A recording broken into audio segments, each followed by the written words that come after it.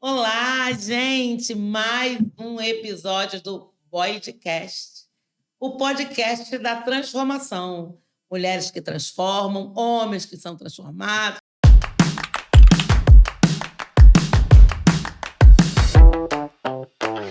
E aí, gente, eu já tenho uma novidade. Nós já temos patrocinador? Vamos lá, coloca aí o nosso patrocinador. Gente, olha, essa é a New Francis. A New Francis é uma marca de roupas masculinas. Vocês não podem perder. E quando eu estava falando nesse patrocínio, o dono da loja falou assim: mas não precisa nem anunciar, eu vou patrocinar, porque eu acredito no podcast, acredito em você, Adriana. Só que aí a minha filha falou assim: que isso? Quem compra roupa para os homens são as mulheres. Nada como anunciar uma loja de roupa masculina num podcast, né? Que vai falar de mulheres transformadoras. Porque uma verdadeira mulher, ela transforma até como o homem se arruma. Gente, vamos lá. Ó, Feirão das Malhas, Moda Rio, Feirão das Malhas Expansão, tá bom? Tá te esperando lá. Depois mais detalhes. Então, quero agradecer o patrocínio da New Francis. Viva, seja livre. Nossa, roupa masculina de qualidade. Bom, gente, continuando aqui no nosso podcast, mais um episódio. Gente, foi um sucesso. Olha, Ana Paula Coutinho e Thalita Bode, que estiveram aqui no último episódio, foi um sucesso, você tem que ver. E dando continuidade a esse tema de mulheres transformadoras, mulheres que foram transformadas, que sofreram a transformação primeiro nela, aconteceu nela, e depois no outro, falando sobre mães atípicas, eu tenho uma convidada muito especial. Gente, vocês me dão licença, vou botar meu óculos. Sou dessas, né? Nós estamos trazendo aqui hoje uma convidada muito especial. É a Mara Boyd, gente. É minha irmã, tá? Desculpa aí. Porque semana passada eu trouxe, né? Thalita Boyd, agora a Mara Boyd. Tanto Boyd é essa, gente? É o Boydcast, gente. Porque nós somos mulheres que fazemos a diferença. Bom, Mara Boyd, ela é a mãe do Rodrigo, mãe do Rubens. Ela é uma mãe atípica. E ela já tem 2 netinhos, a avó do Samuel e do Emanuel. É policial reformada, policial feminina, isso mesmo que vocês ouviram, pedagoga, escritora, palestrante, psicanalista e neuropsicologia em formação. Só que a Mara, ela congrega nela a posição de mãe atípica e também foi se preparar, foi para neurociência, neuropsicologia.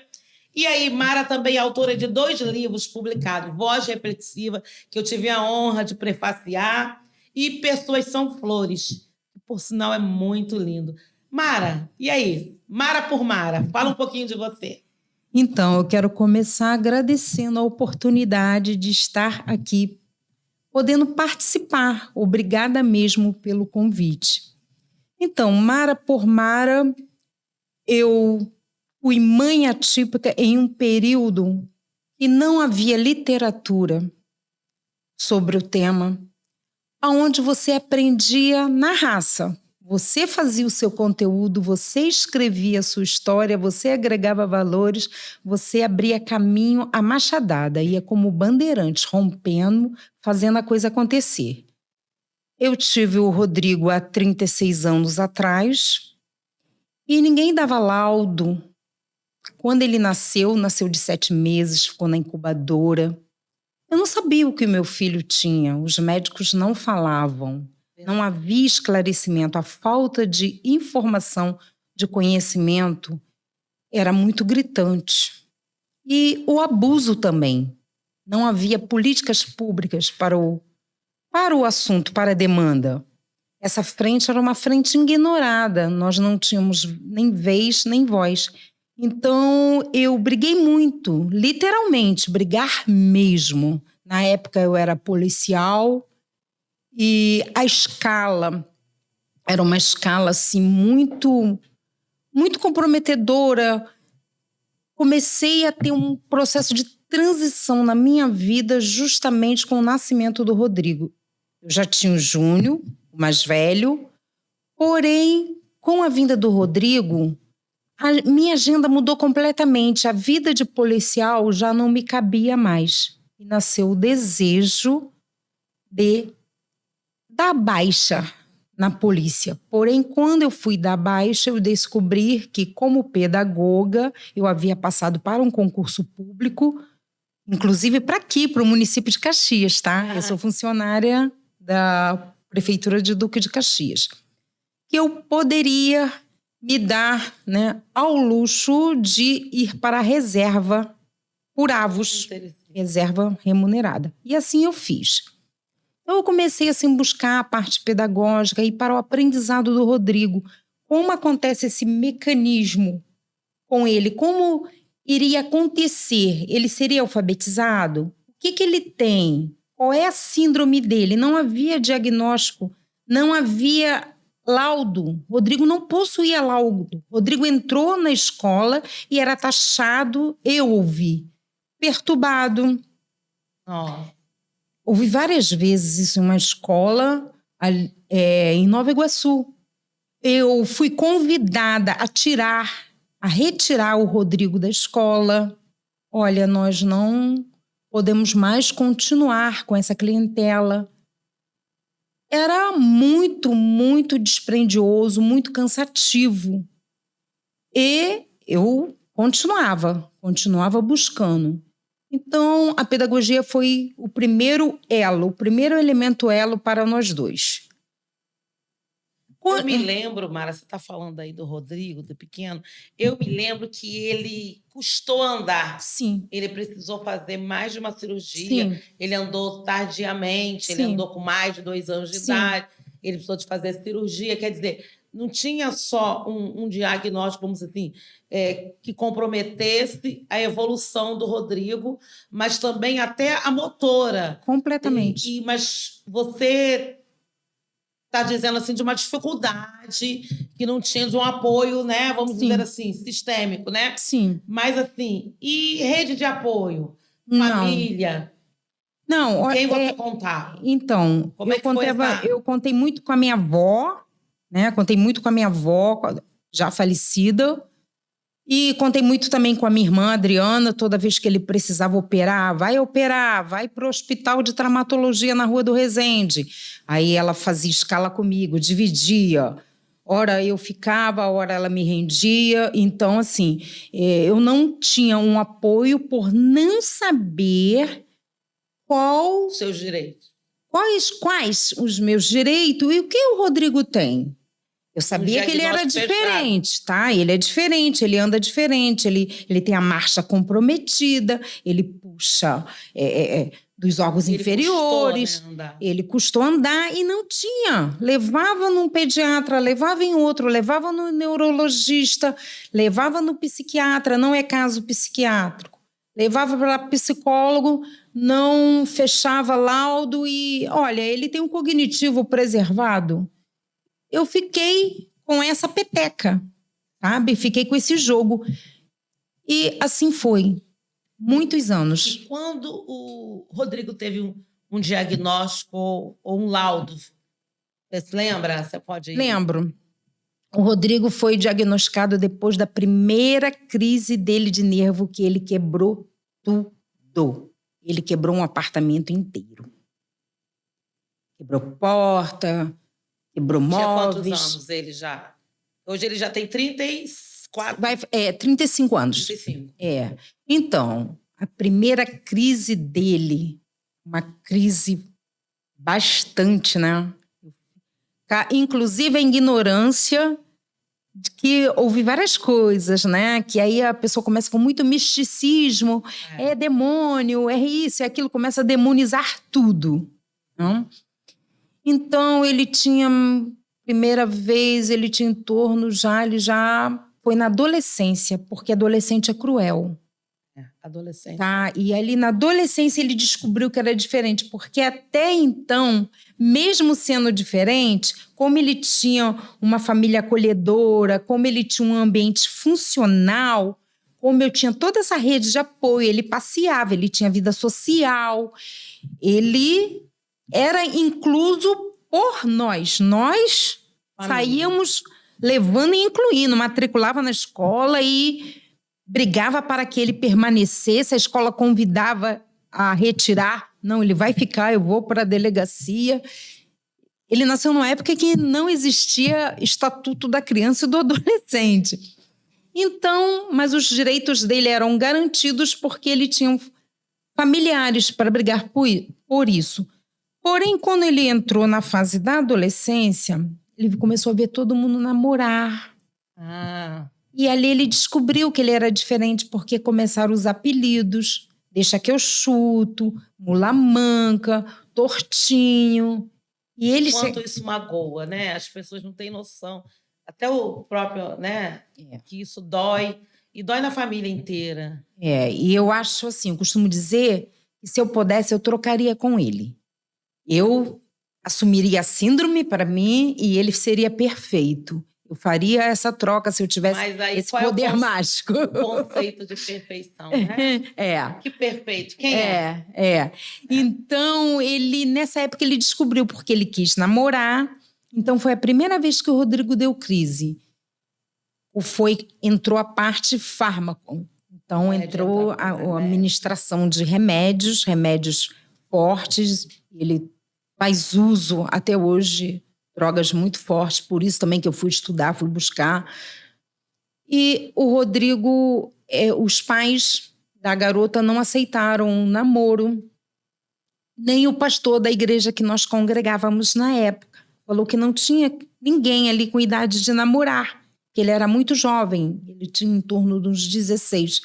E logo em seguida, outros jovens da mesma faixa etária dele foram permitidos o namoro, fazer a corte, aquela coisa toda da igreja. Da adolescência. Exatamente. E ali ele se sentiu discriminado, ele chegou e questionou. Eu sou diferente por quê? Nossa. Deus não gosta de mim, Deus não me ama. E nesse período ele tinha uma tartaruguinha e a tartaruga morreu. E ele falou, olha a prova que Deus não me ama. Até minha tartaruga ele levou. Dramático ele, exagerado. Resumir as coisas, né? Não é bem simples. Mas quando foi a sua virada de chave? Mara se transformou. Porque até então, como a Mara estava? A Mara estava sofrendo, sentindo, meu filho, e agora, como é? Quando a Mara se transformou, não, eu vou pegar essa, vamos dizer assim, essa dor e transformar agora numa meta. Eu não posso ser só pedagoga, eu não posso ser só uma policial reformada, eu preciso mais de alguma coisa, eu quero entender, eu quero ajudar outras Maras, outras famílias, eu quero saber dessa tua transformação. Quando eu não conseguir mais lidar com a diferença dele. E aí eu cheguei num período que eu comecei a adoecer.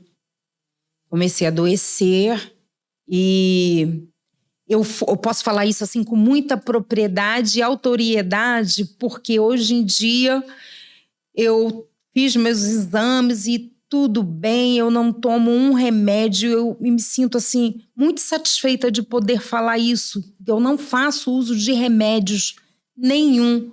Os meus remédios tá aqui, é a minha cabeça, é o que eu faço com as informações, como eu vou processá-las e transformá-las em conhecimento. Mas, outrora, eu fiquei bastante doente. Quando eu peguei meus exames, não tinha nada bom. Tudo. Todos os meus exames, o check-up geral, eu bem mais nova mesmo, então olha que discrepância. Eu mais nova, os meus exames todos, sabe? Alterados. Assim, tipo, fazendo vestibular para o defunto. Meu Deus. Que isso, gente? E agora, mais velho... Eu falei... Mais velha, não, mais experiente, gente. Aqui a gente não trata de velhice, trata de experiência. Então, eu falei, não quero passar nesse vestibular, vou me cuidar. Eu falei, vou cuidar, mas não vou ficar me entupindo de remédio.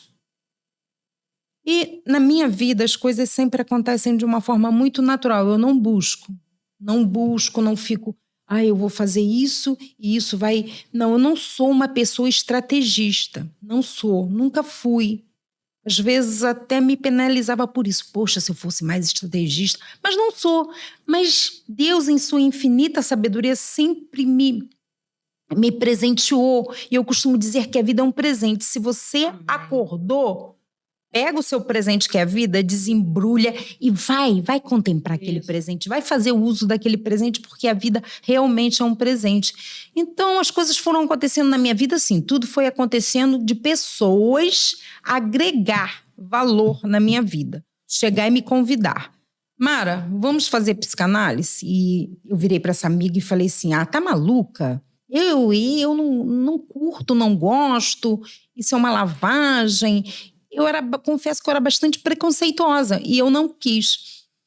E ela foi lá, fez a minha matrícula lá em Campinas, São Paulo, fez tudo, falou, olha, nós vamos semana que vem lá para o congresso, você já está inscrita, depois você me paga quando você puder.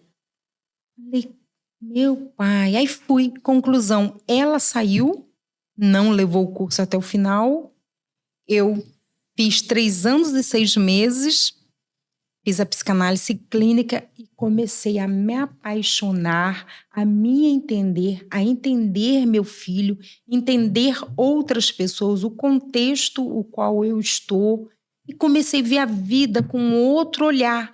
Porque quando eu comecei a adoecer, eu comecei a ficar amarga. Comecei a ter uma raiz de amargura. E minha tolerância estava 0. E, Mara, isso não tem idade, por exemplo. De repente, alguém que está nos assistindo pode pensar assim, eu não tenho mais idade, já não dá para mim.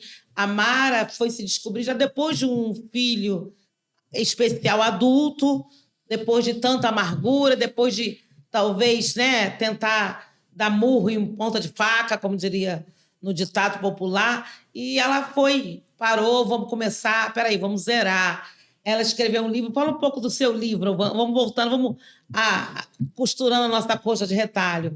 Esse livro que tem um título tão bonito, Voz Reflexiva, você parou, foi refletir da vida, hein? Sentou e escreveu um livro e lançou também na Bienal, me conta. Então, essa parte aqui, esse momento aqui, essa trajetória do livro, nessa trajetória aqui, eu já estava gerando conteúdo dentro da parte terapêutica, eu já estava fazendo a psicanálise. Até porque também o Rodrigo tentou suicídio. Então, eu vivi, assim, momentos em que críticos, né? Bastante. Veio a pandemia, e na pandemia eu fui tomada, assim, por uma alegria, uma vontade de viver sobrenatural. Comecei a escrever na pandemia. Comecei a escrever... E deu certo. Outro livro, Pessoas São Flores, esgotou todos os exemplares. Ai, que bom. Mas ainda encontra na internet. Eu vou fazer uma 2ª edição. Perfeito. Tenho bastante pedido, bastante solicitações. Você divulga, né, seu Instagram para o pessoal lá ver seu material, conhecer. Sim. E esse Voz Reflexiva, eu faço uma reflexão, mas eu faço uma reflexão assim... de uma forma geral, não só como mãe atípica, eu faço uma reflexão minha, de Mara. Porque eu sempre... Passa limpo, a Mara? Sim, porque é possível novos começos, é possível reinventar-se quantas vezes forem necessárias. Se a vida é um presente, eu posso ser presenteada sempre, basta eu acreditar que eu sou merecedora, que eu mereço. Eu mereço esse presente, eu mereço. Então, aqui no Voz Reflexiva, eu faço uma reflexão de toda a minha vida, um breve histórico, bem resumido, de quantas vezes eu parti para o novo. Por exemplo, eu resolvi aprender a pilotar com 50 anos. E aí fui aprender a pilotar e fiz parte de um motoclube. Eu era a única mulher no meu motoclube que não era garupa. Eu pilotava, levava lá atrás no escudo Boyd. Gente, a Mara é bem isso, sabe, gente? Ela é minha irmã, né? Quando ela fala da irmã Adriana, sou eu, tá, gente? Nós temos outros irmãos, mas o que nos aproxima muito também é a questão da nossa idade. E a Mara tem 11 meses só de diferença de mim e dela. A gente tem nem um ano de diferença. Somos quase gêmeos. Ela nasceu, eu nasci, ela ia fazer 1 ano ainda. E ela, assim, a Mara foi a primeira que aprendeu a dirigir, aí depois... A primeira foi fazer a faculdade, aí eu fui lá e depois fui fazer. A primeira que foi aprender a dirigir, depois eu fui lá... Então, ela foi a irmã que me puxava, ela sempre foi a primeira que fazia alguma coisa bem interessante. Eu, pô, legal, deu certo. Se ela pode, eu posso também. Então, assim, você, mulher que está em casa, achando que você não tem idade, que você já fez 50, que você já fez 60, que não é tempo de estudar, de mudar, de recomeçar. Você não vai ficar aí contando, ai, mazelas, de mimimi, com peninha de você. Ai, só eu, só comigo, ó dia, ó vida. Não, gente. Não. Não, 1000 vezes não. Vamos acordar, vamos viver. A vida é um presente, sim. Você pode se reinventar, sim. Você pode. Eu ainda não tive tempo aqui no nosso podcast de contar a minha história. Eu tenho uma história também de transformações. Mas, assim, quando você vê alguém que parou, sentou, vou fazer o quê na pandemia? Eu vou escrever um livro. Eu vou fazer o quê? Eu vou fazer um curso, eu vou fazer um podcast. Não, você pode. Você pode exercer o seu papel de mãe, de filha, de esposa, mas você pode exercer outros papéis. Mas fala mais um pouco aí desses renovos aí. Eu acho que o que assim, nos identifica é a ousadia. Nós somos mulheres ousadas, de uma geração assim que rompemos. Que bom. Então, o que ocorreu? Eu escrevi o livro deu certo, só que eu costumo sempre querer mais. Tá vivo, vai fazer alguma coisa, sabe? A vida é movimento, prazer e desprazer. Isso é a vida. Então, vá viver, vá para a vida. Após escrever outro livro, falei, vou fazer um canal. Aí criei, eu não sabia nem como eu ia criar um canal no YouTube. Falei, tem que pesquisar. Aí pesquisei. Falei, mas não é tá possível. Vendo, gente? Tá pensando que isso é fácil, vai. Aí pesquisei e falei, Boi de Inspiração, canal da Mulher Madura. E depois que eu criei esse canal, eu comecei a receber mensagem. Olha, eu vi que você falou que aos 55 anos você foi criar um canal. Então eu agora vou criar um ateliê. Comecei a fazer artesanato. E essa pessoa que me mandou essa mensagem, ela hoje é dona de um ateliê em Jacarepaguá. Sabe, Hoje, que legal. Faz artesanato para Minas, para vidas, incentivar. Gente, está aí. Se você está calada em casa, gente, faz seu canal, vai falar coisas boas. Está cheio de gente falando aí conteúdo que não tem nada para oferecer. E nós temos corpo. Eu sempre falo, sabe? Muitas vezes o silêncio dos bons é que faz as vozes dos maus serem ouvidas, porque muitas vezes nós nos calamos. Entendeu? Sim. Então, assim, você precisa abrir a sua boca e mostrar o que tem de bom. Ou seja, ou falar, ou escrever, ou convidar, porque, assim, a mulher ela tem muitas oportunidades de influenciar outras mulheres, positivamente ou negativamente. Sim. Mas o que você quer fazer? E eu falo sempre, em vez de ficar reclamando, vai produzir. Vai produzir conteúdo, vai para a vida. Então, o que ocorreu? Uma outra abriu um canal também, falou, vou fazer um canal porque ela tinha uma doença, um transtorno, e ela começou a falar desse transtorno, desse canal. Enfim, eu comecei a gerar valores em outras mulheres. E aí eu vi que isso era bom. O que eu comecei a fazer? Muito bom. Falei, vou palestrar. Comecei a criar conteúdo. E o primeiro que eu criei foi, você afeta ou você infecta? Porque você... Pode repetir pra gente? Gostei disso, gente. Você afeta ou infecta pessoas? O que você faz? Para e pensa. No seu ambiente, ali naquela ambiência, quem é você no contágio social? E aí eu fiz essa palestra. Falei, lá no prédio mesmo onde eu moro, fui lá no home office, loquei lá na administração. Mas minha senhora, só pode colocar 10 pessoas no home office. Falei, eu com meu esposo, com meu filho... Então, só sobrarão 7 vagas. Falei, tá bom. Aí falei para o meu filho, para o Rodrigo. Rodrigo, você não... Rodrigo, gente. Rodrigo é muito inteligente, gente. Muito. Rodrigo, muito inteligente. Muito mesmo. Falei, Rodrigo, você não vai poder ir na minha palestra para deixar vaga. Rodrigo não aceitou isso não, né? Não, aceitou. Falou assim, olha, como eu te amo muito... E eu quero o seu bem, quero ver você progredir, quero ver você ter progresso. Olha como eu sou um filho bom. Esse é o Rodrigo. Eu vou abrir minha vaga. Aí tá bom, tudo bem. A palestra deu certo. Fiz outra, cárceres mentais. Deu certo. Aí eu fiz outra palestra, transtornos mentais, os 10 transtornos. Também deu certo. Falei, eu preciso agora fazer alguma coisa voltado para que possa unir a parte espiritual, a parte da psicanálise, o psique, a alma, o espírito. Aí pensei, lembrei que eu havia ganho um livro, só que eu não encontrei esse livro. Então eu comprei outro. Como liderar pessoas difíceis à luz da Bíblia. Que Jesus liderou os 12 apóstolos e eles não eram fáceis. Com certeza a gente não convidaria nenhum, né? Com certeza. Ainda bem que a gente não é Deus. Gente, é nessa hora que é tão bom não ser Deus, porque se nós fôssemos Deus, nenhum dos apóstolos nós convidaríamos nem para ser líder do grupo, do GC, da célula, nós convidaríamos nenhum. Mas como nem Deus... para ficar na porta dando bom dia lá para os carros. Ainda bem que nós não somos Deus, nós somos filhos amados. Verdade. E aí eu fiz essa outra palestra e aí deu 12 pessoas e na administração, dona Mara, a senhora sabe que lá no home office não pode. Não, põe umas cadeiras lá, espreme, da próxima vez eu vou diminuir.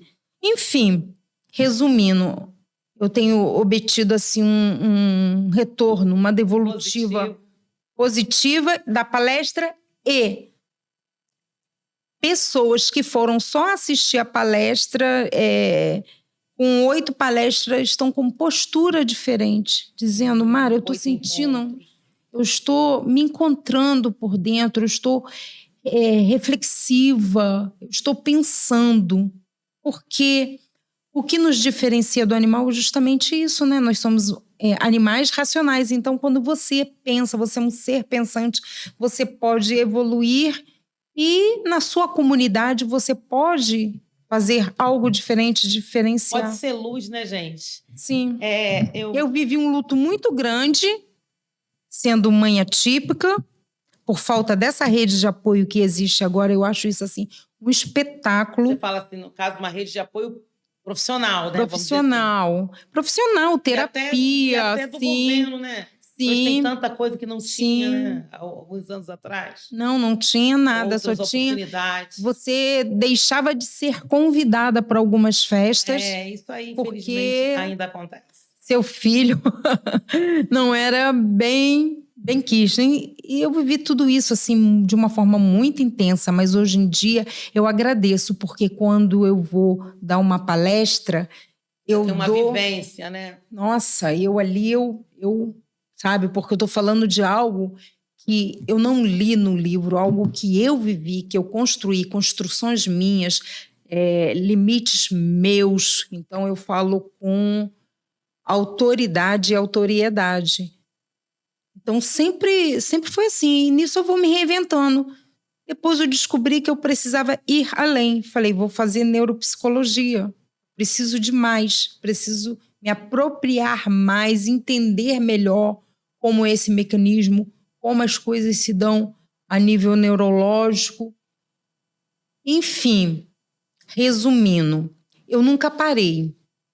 Ser mãe do Rodrigo, apesar de não saber, do laudo dele ser um laudo tardio, de esquizofrenia, atraso psicomotor, flacidez muscular e sequela de PC, né? Paralisia cerebral, que faltou oxigênio. Então, múltiplas. Porém, eu nunca usei isso como desculpa. Eu só aceitei interditar o Rodrigo e ter redução de carga horária. Eu nunca aceitei a redução de carga horária como funcionária pública. Eu sempre cumpri o meu horário, sempre trabalhei. Por que eu aceitei a redução? Na pandemia, eu fiquei muito, muito, muito doente. Eu tive Covid. E eu achei que eu fosse morrer. Eu fiquei com oxigênio, precisei de oxigênio. A minha saturação, assim, foi algo, assim, baixíssima. E eu fiquei com o pulmão comprometido.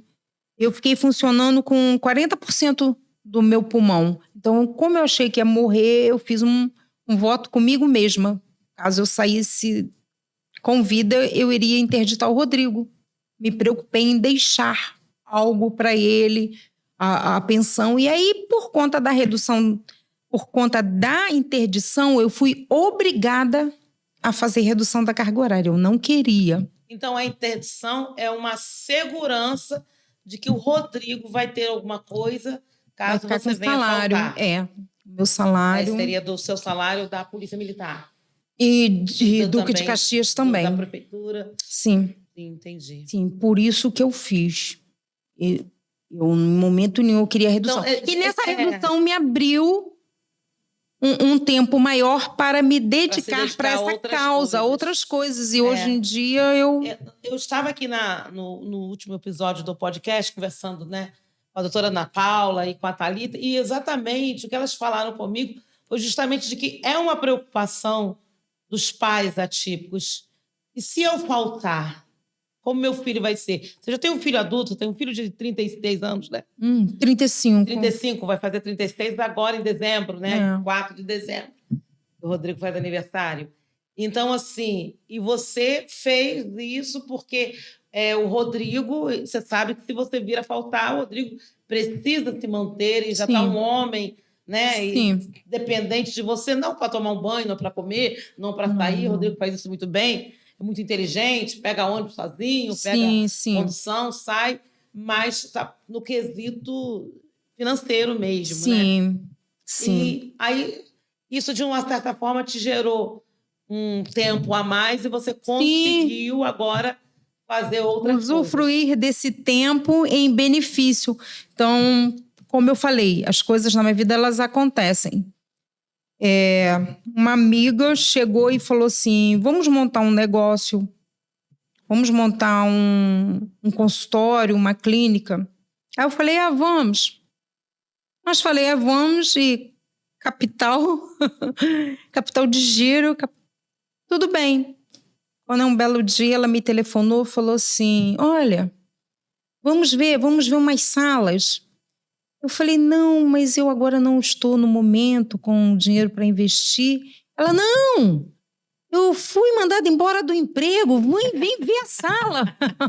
Vem ver a sala, eu fui mandada embora, vem ver a sala. Aí eu pensei comigo, falei, gente, o que eu perco se eu for? Nada. Mas eu fui resistente, sabe? Assim, aquela coisa assim, que Freud explica, não me sentindo assim, merecedora, né?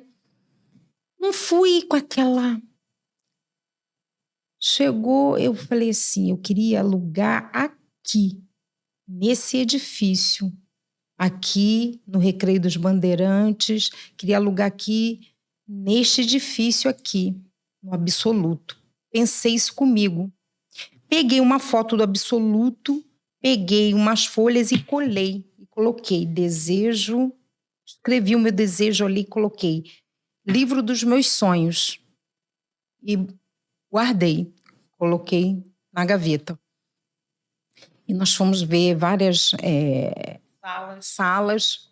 Em Jacarepaguá vimos até uma clínica. Ela falou, aqui que tá ótimo para eu alugar e tudo. E uma amiga minha, vizinha minha, trabalha como corretora, e ela já havia me mostrado uma sala no Absoluto.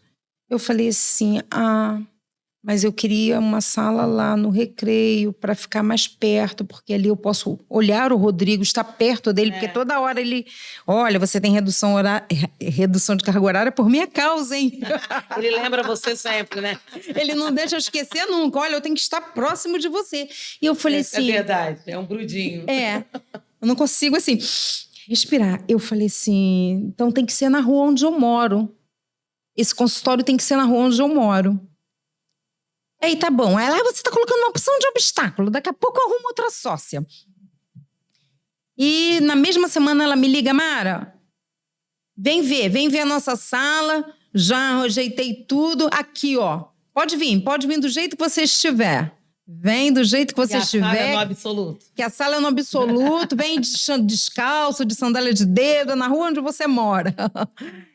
E eu fui. Quando chegou lá, eu virei e falei assim, mas sabe o que é? Ela, o que é? Eu falei, não, mas é que eu dei a minha palavra. Eu dei minha palavra para minha amiga, que como eu vi outras salas com ela, eu penso que a pessoa tem que ter palavra. Como eu dei a minha palavra para ela, que seria com ela na corretora que ela trabalha, eu me sentiria traindo se eu alugasse em outro lugar. Mas toda hora você bota um empecilho, não sei o quê. Daqui a pouco vem um rapaz e ele, você estava lá na sala. Ele estava, então, posso até citar o nome dela. Então, eu falei, você é lá da sala da Denise? Sou.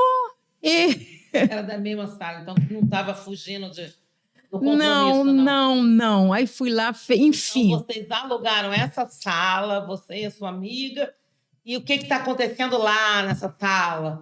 O que está acontecendo Conta nessa sala? Convida o pessoal para ir lá. Um espaço para mães atípicas, para elas serem acolhidas, ouvidas. Não estamos atribuindo valor para a mãe atípica, tá? A mãe atípica, ela participa de uma roda de conversa, ela participa de uma terapia breve de Bion, sem gerar valor, tá? O valor, nós queremos dar esse valor a ela. Estamos montando agora lá, já existe um espaço só para autista, começar a atender, né? E, paralelo a esse trabalho, eu estou atendendo como psicanalista, que é o que eu me descobri fazendo após toda essa trajetória. Após esse processo, eu descobri que eu amo a psicanálise. Amo a psicanálise.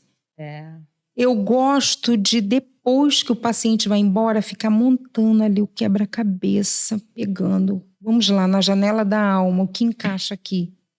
No determinismo psíquico, o que encaixa aqui? Tá. E nos princípios?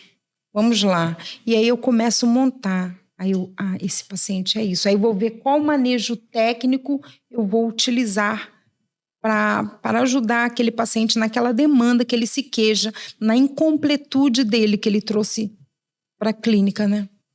Então, nessa incompletude, nessa falta, qual é o objeto dele ali após aquela... Eu não faço uma anamnésia para psicanálise, para outros setores, não faço, o paciente é que vai me dando, ele é que me dá a devolutiva. Não tem uma receita pronta. O que serve para você não serve para A, para B, para outro. E eu tenho obtido resultados, tá? Resumindo, então, a Mara não só se transformou, como a Mara está conseguindo transformar outras pessoas através da transformação dela. Mara não parou no tempo, não ficou se lamentando. Não me vitimizei. Mara não passou mão no Rodrigo e disse, e agora? Não, a Mara escolheu viver, e isso é para todas nós. Sabe, as diferenças, né?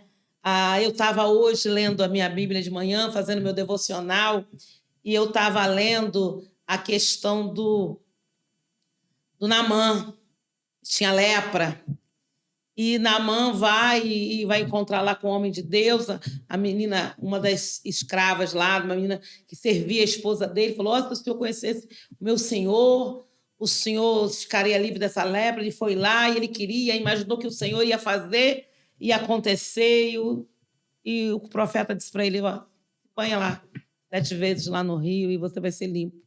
Aí ele ficou meio injuriado na hora, mas depois ele fez e ele ficou limpo dessa lepra. A lepra de Naamã era no corpo e às vezes a lepra na alma. E o que a gente está fazendo? Reclamando? Não. Vamos lá nos banhar nas oportunidades, nos banhar na fé, nos banhar na troca de você ter uma amiga que você possa sentar e ouvir, fazer uma psicanálise, fazer um acompanhamento. Gente, vamos parar de ir para a rede social reclamar. Não resolve, sabia? Não resolve. Você vai, ai, coitadinho de mim, ódio, ó vida. Não resolve. Resolve é você acontecer. Você vai acordar, você tá chorando. Acorda um dia e chora tudo que tem que chorar. Bom, acabou. O dia seguinte, vamos viver a vida, respirar fundo, vamos estudar, vamos mudar, vamos fazer um artesanato. Vamos acontecer. Porque a vida está aí para ser vivida. Mara, deixa um recado aí para os nossos ouvintes. Sim, eu quero deixar uma frase para reflexão. Até você tornar-se consciente, o inconsciente vai reger a sua vida e você vai dizer que é destino. Eita, é forte, hein? Freud. Torne-se consciente de quem você é, qual a sua identidade. Torne-se consciente que a vida é um presente, independente. Vamos combinar? Tem presentes que você ganha e você nem gosta muito, mas é um presente. Então, aquele dia que você levantar, poxa, ela falou que a vida é um presente, mas hoje... Tá, mas é um presente. Pode estar amassado, pode estar jogado pelo correio, mas é presente. É presente. E tem uns que a gente não precisa aceitar, né? Você, né? Obrigada. Mas é um presente. Então, vá para a vida, vá viver, faça um movimento, faz um movimento. Tudo muda quando alguma coisa muda. Então, faz um movimento que algo vai mudar. A mudança que você quer no outro começa em você. Mas isso é uma fase de efeito. Não é, não. Experimenta fazer para ver que não vai dar certo. Entendeu? É desse jeito. Começa a se enxergar. Começa a parar de querer mudar o outro e muda você. Foi o que eu fiz. Isso. Foi desse jeito. E eu já tenho outros planos, projetos. Enquanto eu estiver viva... Isso aí. Enquanto tiver vida, tem projeto, tem planos. Então, quem quiser encontrar a Mara, dá o seu Instagram, Mara. Deixa eu só fazer mais uma colocação, não sei se dá tempo. Dá tempo. Meu filho mais velho... Meu filho mais velho, né? Eu tenho o Rubens. Então, o Rubens, ele foi aprender a pilotar depois que eu já estava pilotando. E ele falou assim, mãe, agora a senhora me deu uma ideia, eu vou tirar a carteira de moto. Falei, ai, meu pai. Aí você viu a responsabilidade da influência. Tá vendo, gente? Então, você também me influenciou muito, e muito positivamente. E, assim, outro fato engraçado que eu falei, agora eu vou fazer uma tatuagem. Por quê? Eu já tinha idade, já sabia o que eu queria, eu não estava fazendo por oba-oba, foi com consciência e com meu dinheiro. E eu falei, Júnior, para o mais velho, me leva lá em Petrópolis que eu quero fazer uma tatuagem em Petrópolis. E foi interessante que quando nós chegamos, o tatuador arrumou tudo, falou, vem para ele deitar, para ele fazer. Ele falou assim, eu detesto tatuagem, é a minha mãe que vai fazer. Então, agradeço a oportunidade. Gente, esse é o Boydcast, o seu podcast, o podcast da transformação. Ou você transforma ou transforma. Eu quero agradecer o nosso patrocinador, gente, a New Francis. Vamos agradecer a New Francis, muito obrigado. Se você é de Caxias, se você não é, também é facinho, ó.